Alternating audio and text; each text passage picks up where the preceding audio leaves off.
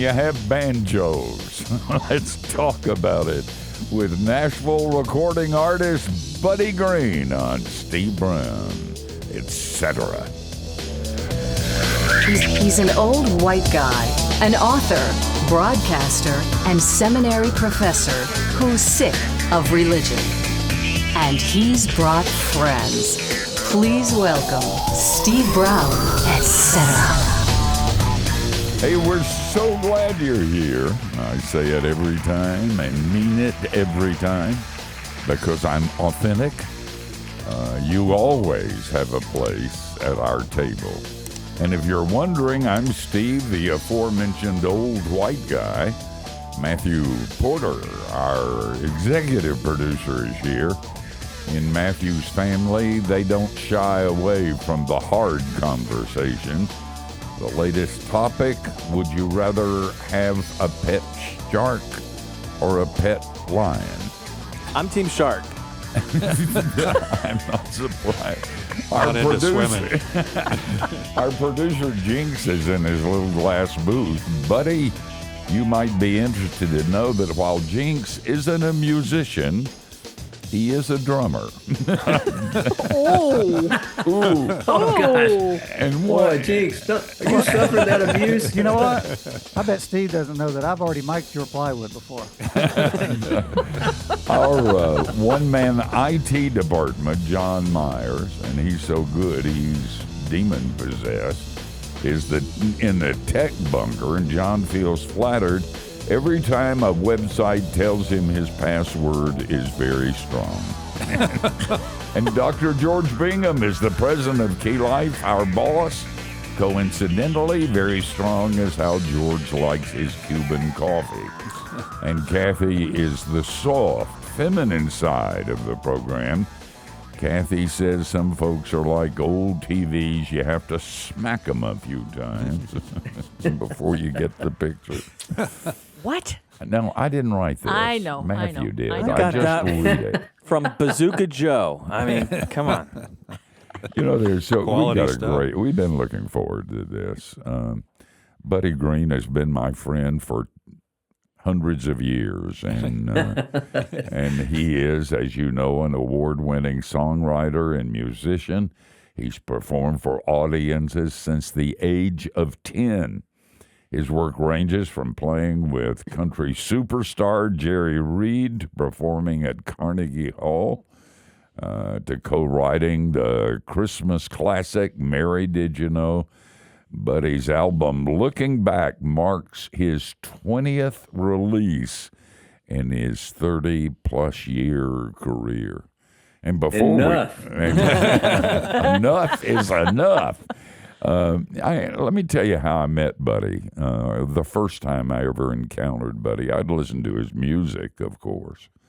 Everybody did that. But I was speaking at a music conference, a religious music conference, and they invite a preacher to keep it legal and make it religious. And so I was there speaking, and the singers were the big names from Nashville, and there were lights and whistles and bells and all. I mean, it was just amazing, and you went, whoa. And then they introduced Buddy, and there weren't any lights or bells or big bands.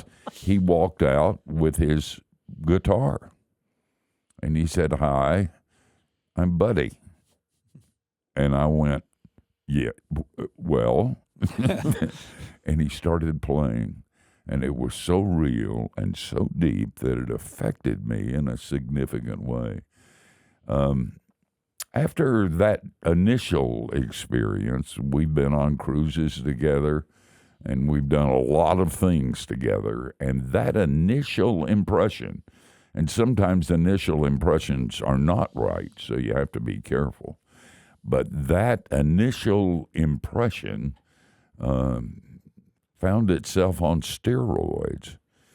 Buddy's the real deal. And when I'm ready to be a Buddhist and run as fast as I can, I call Buddy. And A half an hour with him on the phone, because he's the real deal, makes me think there is a God, and God loves me anyway. And Buddy is a singer spokesman for that point of view. So, Buddy, after that very incredible introduction, don't say anything stupid, okay?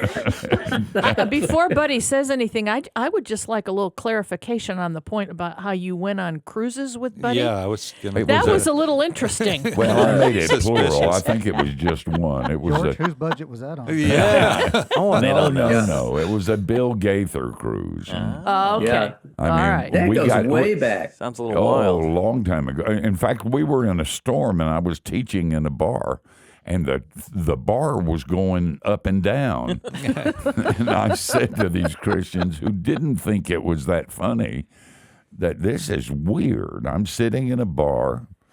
The room is going around, and I'm cold, stone sober. For everybody else, it was fine. Yeah. Buddy, your themes are varied. I mean, from bluegrass to hymns to songs about God's grace and mercy and forgiveness. Let's talk about hymns for just a little bit.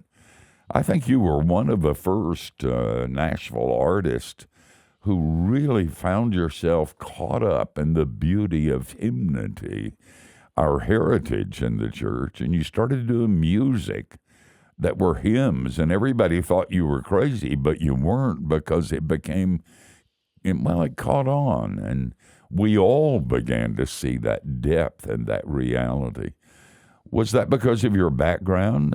In a way, it was. I didn't have the typical background of a Christian musician, in that about the time, in adolescence is when I started drifting away from the church, and I stayed gone till I was practically 30 years old. And that was during the 70s is when I was vacant from church. And that's also when the Jesus movement was going on, and when contemporary Christian music was coming along. And so all these groups that most people knew by the time I entered the scene, most of my contemporaries had come along with all of that background, and I didn't have any of it. So when people, fellow artists, they would mainly do contemporary songs to worship. I didn't know any of them, but I remembered those songs of my youth. I remember those things I'd sung as a little good little Baptist, and the thing about it is I would go back and revisit those songs as a person of faith now and understand the songs, and those songs were they were what I needed to hear, what I needed to. It was the way I heard the gospel in songs, especially in worship settings. So if somebody asked me to do something in a worship setting, that's all I had to bring. So, I'd pull out "I Need Thee Every Hour" or "Softly and Tenderly," or one of these songs that really spoke to me. And I remember I used to go out to California, and by this time, this was in the early 90s. I was going to this place called Mount Hermon, a conference center out there, and I'd be playing to these California Christians. Of course, they were all contemporary music, just about. So I'd start playing these hymns, and these people would come up to me and they'd go, "Gosh, that was such a beautiful song. Where did that come from?" I'd say, "Your grandmother." The original Grammys. Yeah, right, that's right. So it was by default. I just had, those were the only really worship songs that I knew were hymns. As you started getting serious about this Christian thing, you were at the time with Jerry Reed, and he isn't known as one of the truly great Christian singers around. And we maybe can hear that story on the other side of the break, but you can start it. Did he know the change that had happened to you? And did he tell you you were crazy, or what happened? He found out pretty quickly that I was a fresh new convert to Christianity, and he made good sport of it. But there's a longer story that I can tell maybe on the other side of the break about Jerry. First of all, that was an amazing break for me to get in a band like Jerry Reed's band and that kind of apprenticeship. I needed it so badly if I was going to be a professional musician. It was just a great opportunity. So I was pinching myself that I was, that I was even there. And I was also trying not to blow it. And so I was real careful about my Christian witness. I didn't quite know how to get along, but it's a good story. So if we got some time on the other side, I'll unpack some of that for you. We'll talk about that because I've heard that story, and you guys are going to like it a lot. And you maintained that relationship with Jerry Reed. It didn't end, did it? No. In fact, many years after I'd left the band, we got back together and through some, it was a God thing for sure. But we became really good friends, and I got to see him come to Christ and become a part of a fellowship with him. It was just really, really special. Hey guys, if you miss one bit of this, you're going to miss something really good. We're not going to be able to squeeze it all into an hour, but we've got some great stories, and you don't want to miss. Now, this is hard work, and so we're going to quit for a little bit, sell product, have some milk and cookies, and then, like Jesus, we're going to return.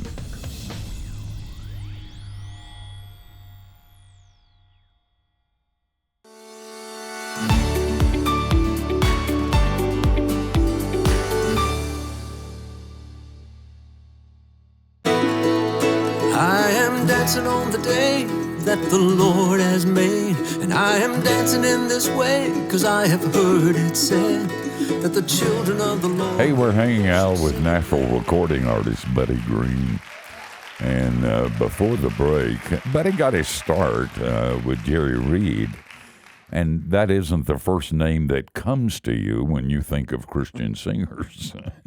And Buddy, while he was with Reed, had this encounter with Jesus, and it screwed up Buddy's life forever. And there's a story involved in that relationship with Jerry, and you started it, Buddy. Tell us that story. Well, actually, I had just become a believer. At least I was willing to admit it within just a month or two before I got the job with Jerry. So brand new Christian. And going out on the road with one of my heroes, one of my musical heroes anyway, but realizing right away that, a country music bus going down the road is kind of like a locker room on wheels. It's no place to grow and to be, find sanctification anyway. And so I remember I didn't do very well the first year I was in that band. I was not trying to be exposed as a Christian, and so I was a lot more like them than they were like me. And it was bothering me because I'd go to church and I'd feel so bad about my behavior on the bus or the language I'd used or whatever I had done to just blend in with the world. And I was talking to my pastor one day and I said, man, I am not doing well in this thing. I think maybe I ought to just get out of this and go into Christian music. And my pastor said, well, Billy, do you have any connections in Christian music? I said, well, no, not really. But I figured I could go knock on some doors. And he said, well, it seems to me like you got a job. So God's given you, he's looking out for you. You've got a job. Your problem really is faithfulness. You're just having trouble being faithful where you are. So don't make it such a big deal. Why don't you just ask for grace to take little baby steps, And Wise. so I said, okay. So on my way, when I'd be on my way to the bus to catch, I'd be driving in the car and I'd be saying, okay, so Lord, this time, when the joint comes, let me take it from here and go to here without stopping here.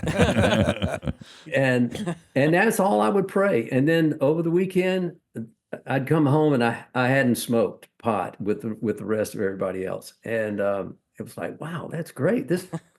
he really met me with the grace I needed. And so the next time it would be, all right, Lord, when the bad movies come out, um, just help me to get up and go to the back of the bus and read my book.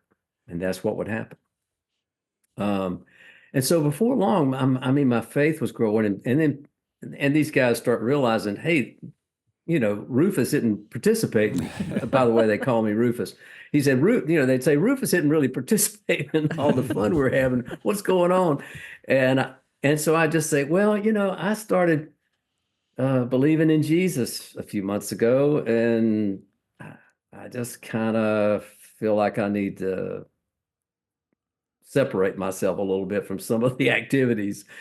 And it led to some good conversations and all, but it also eventually led to Reed. And I mean, when he heard it, he was like, so Rufus, I hear you become a Christian, and he was all over that. And Now, he had some Christian background too, didn't he? he did. In fact, he had grown up kind of like a foster child. He was a little bit, he had a complicated childhood, let me put it that way. But at times he was a foster child and lived in, and some of the situations were good and some were not. But a lot of them were religious in one way or another. Some of them were real strict. Some of them, and he told me this later on in a conversation we had one time. But it more or less confused and scarred him than anything else. And by the time he was, a teenager, he was just trying to figure out how to get out of that and get on with his life.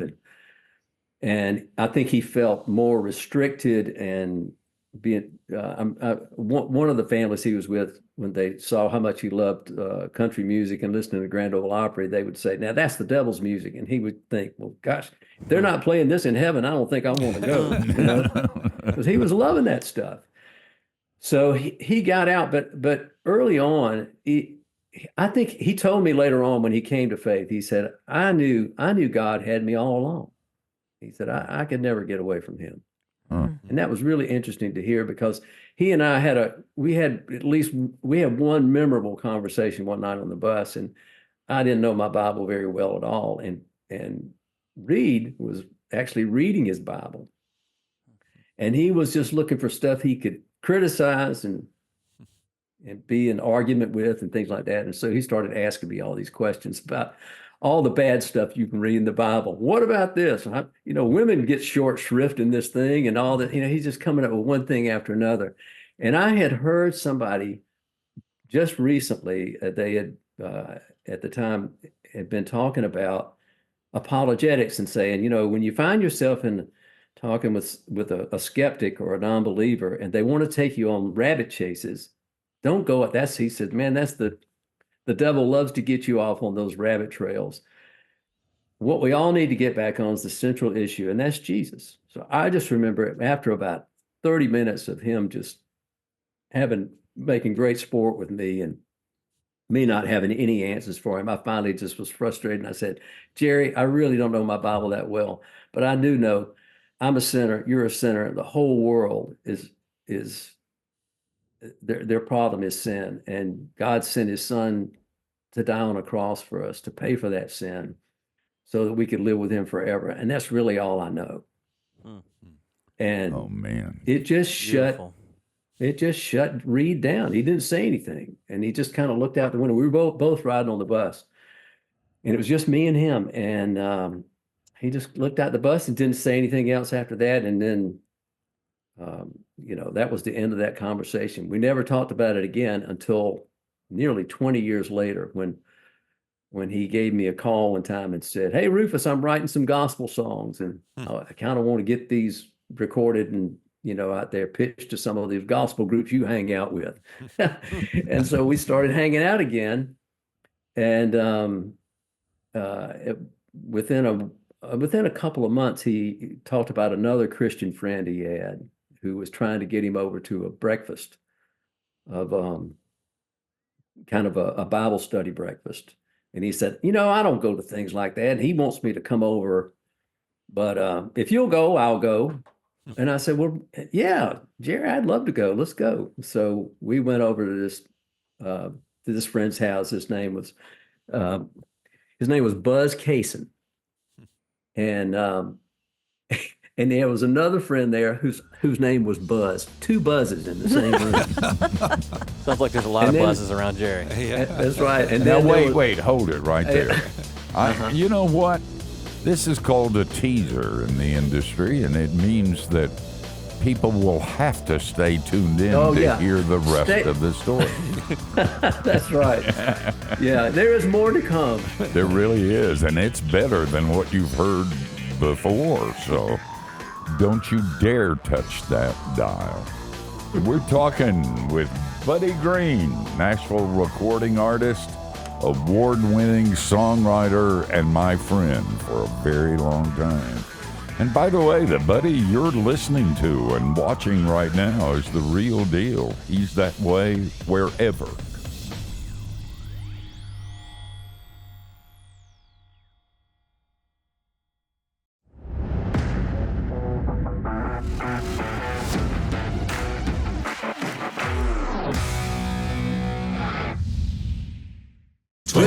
Gates to the city, hallelujah, amen.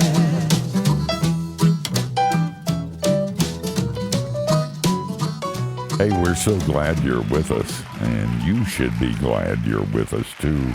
We're hanging out with award-winning musician, recording artist, songwriter Buddy Greene. And by the way, you can keep up with him at buddygreene.com. That's fairly simple, buddygreene.com. And you're on all the other social media sites, aren't you? Oh, yeah. Big TikTok guy. I'm a hot property out there.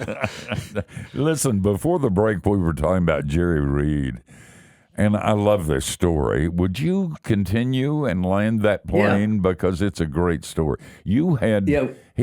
Somebody invited him to a breakfast, a Christian men's thing, and he said he would go if you went, so you guys went. What happened? So we're there. We're sitting around this Buzz's kitchen table. There's only like, let's see, there were the two Buzzes, Jerry, myself, and then Buzz Cason's preacher was there, who's also, his name was Jerry. So two Buzzes, two Jerry. And Buddy. And a buddy.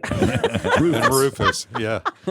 So we're sitting there and we're talking, and we're just having a bull session for about an hour while we ate our breakfast. And then finally, the preacher gets a little antsy and he goes, "So what are we doing here?" And it got real quiet. Now there's a Bible on the table. And Reed just goes, "Well, I guess I got some questions about that book." And so, the other Jerry says, "Well, yeah, like what?" And he says, "Well, I mean, faith. I don't think I know what faith is."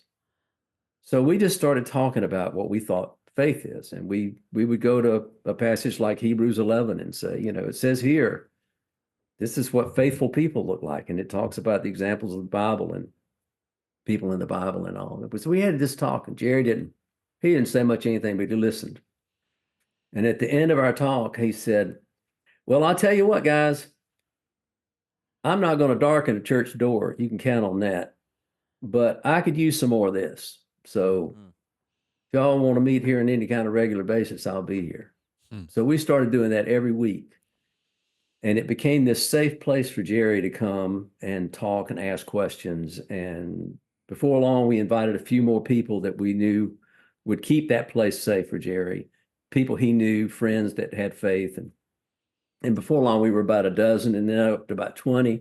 And it was a real slow thing. But I remember one Sunday, one day when we had this thing, we were all there. Reed had not showed up yet, but he comes walking in the last one. By this time, there's about 15 of us around the table eating breakfast.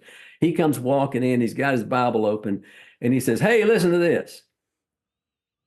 Well, God demonstrates his love in that while we were still sinners," and he reads this passage out of Romans 5, and it's this glorious, gospel word, and he finishes and he goes, "Well, I guess that includes me."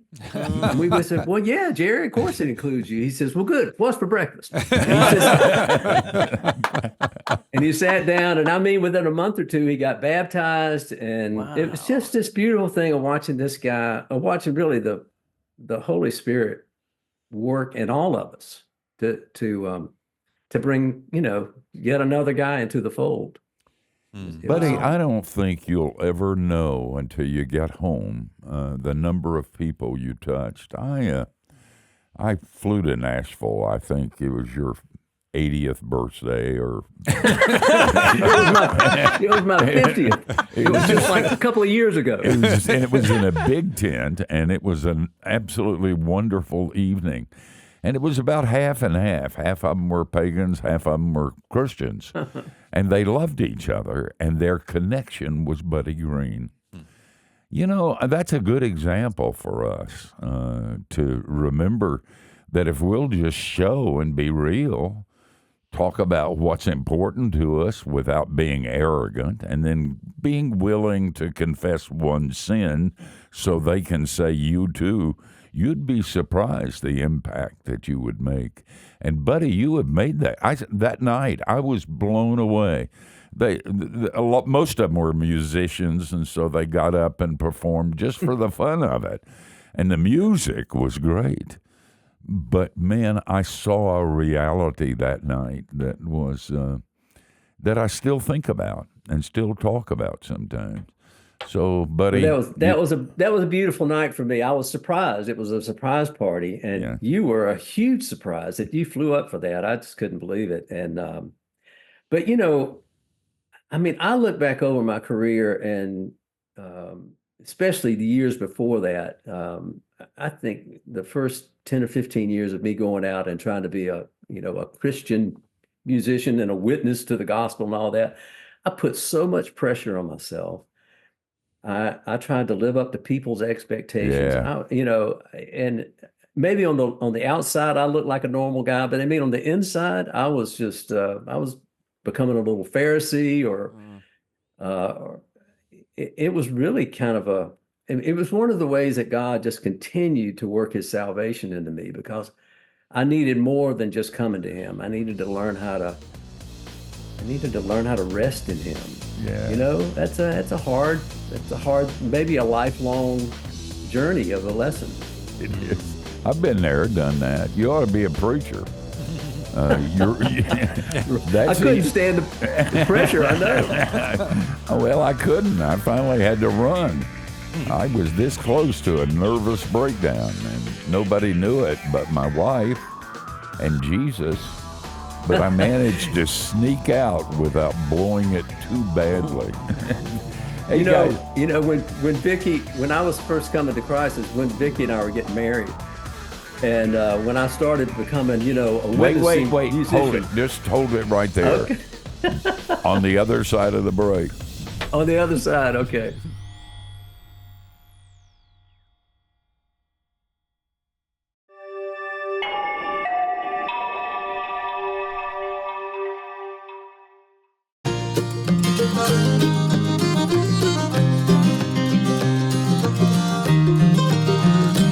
I was a sailor and a reckless Hey, we appreciate you spending time with us here. While you're here, have you signed up for the free weekly Key Life email? If you sign up today, Buddy will call and sing to you on your birthday. No, I'm lying. But while you're thinking about it, go to keylife.org/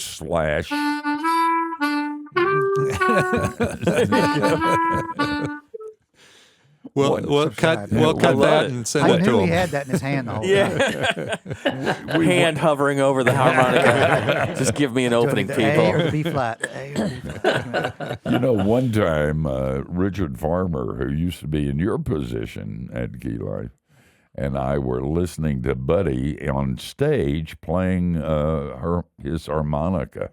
And what he does is amazing. And Richard said, he's not doing all that. The track's doing it.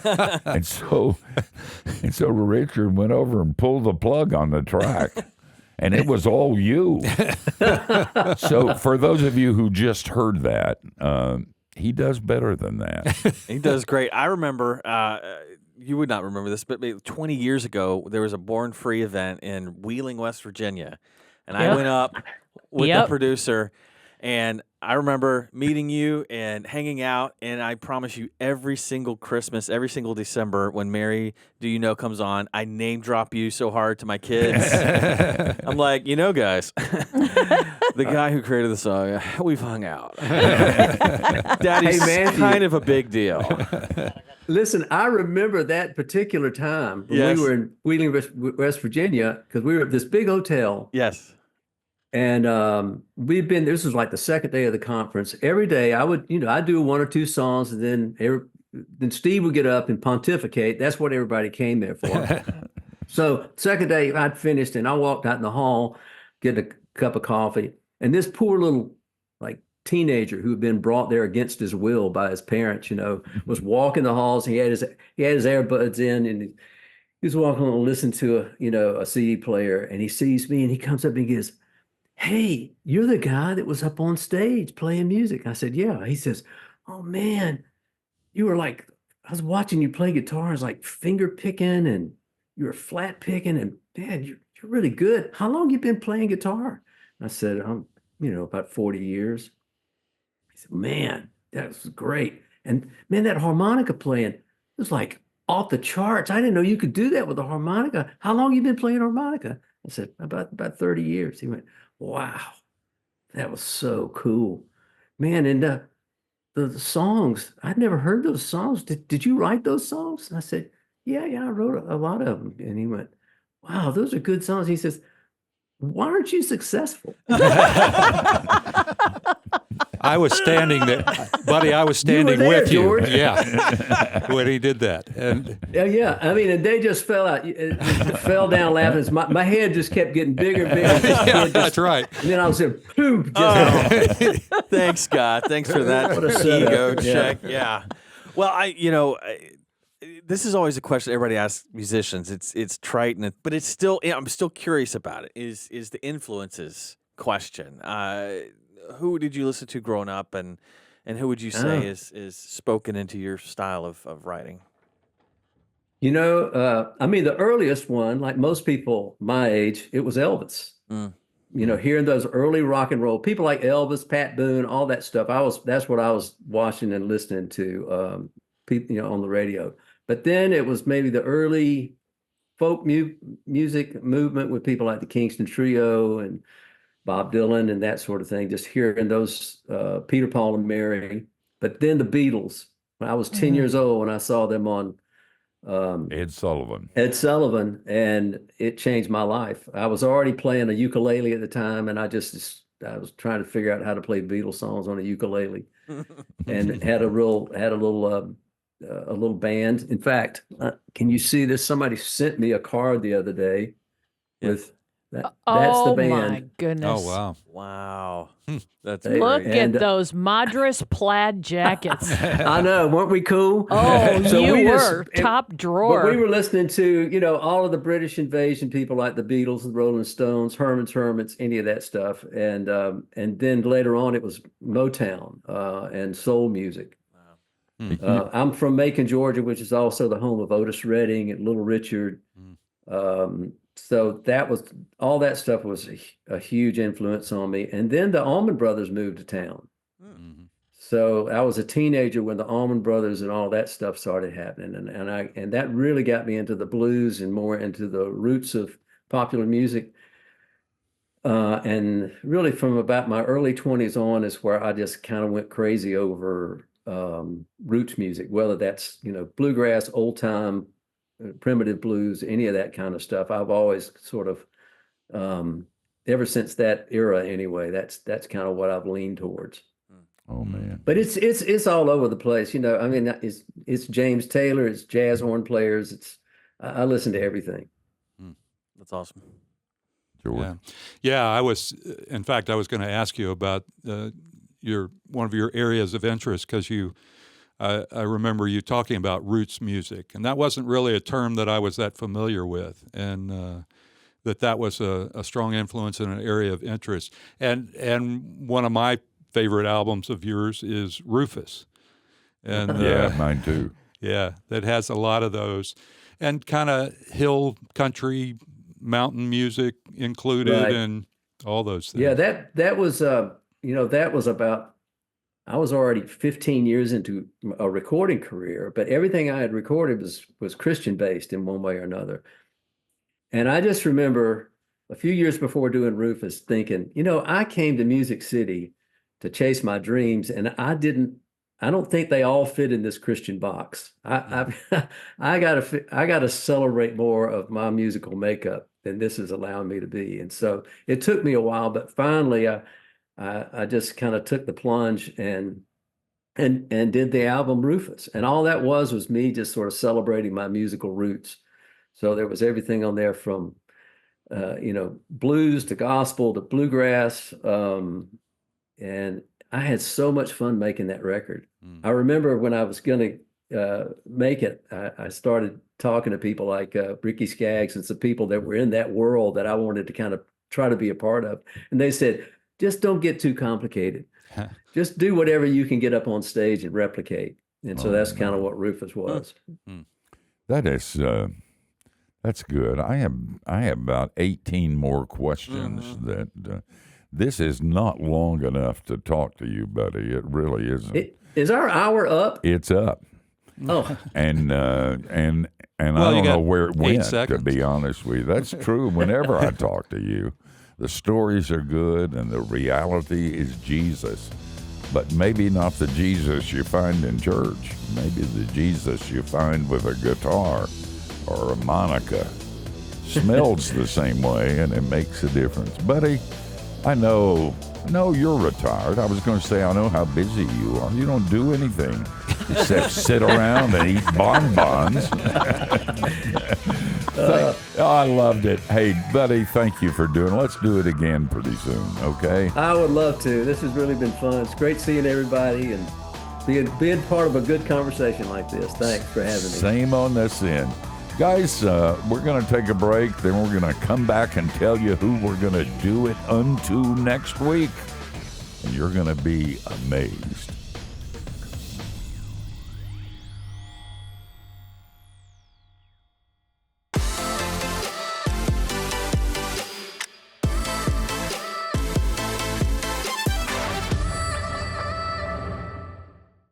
He was a mean man. He worked the hard land, and it made him tough. And with his woman, sometimes he What a got great a hour. little rough. If you are not familiar with Buddy on a more personal level, you got a whiff of why I love to talk to him. We sometimes just talk, and I always feel after it's over that this thing is real because Buddy's so real. He's so authentic. He says things that he ought not say before audiences, has a great time, and his concerts are unbelievable, and he still does some of them. I think, and he told us that that this is not a good time for somebody who sells CDs or albums. But the last one he recorded was called Looking Back. And he looked at some of the songs he had recorded in the past, and a story goes with every one of them. And by the way, for those of you who aren't believers, what you sensed in Jesus, and some in us too, is kind of the way Jesus is. He's very real. He doesn't fit in some places you don't fit. He's uncomfortable probably in some of the places where you're uncomfortable. And that story about Jerry Reed and how he came to Jesus and said, "You're never going to see me in church, but I like you guys." You may ought to check that out too. I love being around Buddy Greene, and I love having him on our broadcast because it's a whiff of how Christians live out their lives. You don't have to do anything. You don't have to be anything. You don't have to be careful. You just have to be. And I didn't say that. Augustine said it. If you want to be great, be. And we just had a whiff of that on this program. And I hope if our president of guest relations has found the right gift, we'll have the same thing next week. Wow, that's a new title. Who will we be whiffing next week? Does that new title come with a raise? President of No, Guest we Relations? don't get money, Well- but we give good titles. Indeed. It'll- Next week, this is very unique or different from this week. Next week, we have Charles Moskowitz with us, and he has written a book called The Anti-Semitic Imagination, and the byline under it is The Great Establishment Deception. Oh, man, that's going to be especially timely given what's going on Yes, in the indeed. Middle East and in Gaza. You just don't want to miss next week. We're out of here. And contrary to what some of you hope for, we're coming back next week, same time, same place, and we hope you'll join us. Between now and then, don't do anything we wouldn't, and that gives you a wide berth. You know, they always have a place at our table, except we don't let them talk. That's why it works. Well, we still got this thing here we're going to do. Provided you don't say anything, you're welcome. Yeah, go ahead and call in. I'll say that next week. We just don't let you talk. That's why when I tell people I'm out of the office, That'll be a good feel one. free to You're call. gonna hear I won't that answer. Yeah, that's right.